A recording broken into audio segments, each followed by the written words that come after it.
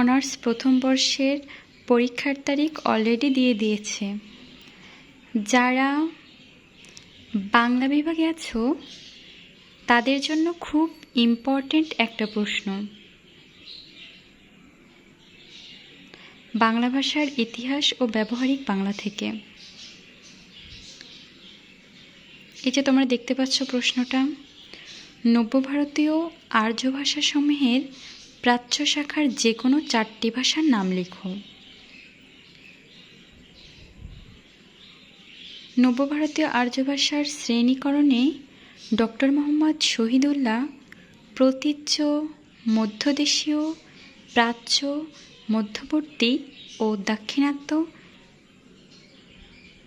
তিনি ভাষাকে এভাবে ভাগ করেছেন।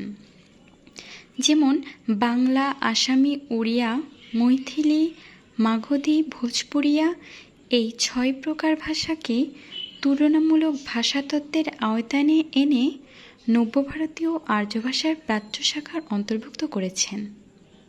তোমরা সবাই সুন্দর করে এই প্রশ্নটা পড়ে যেও।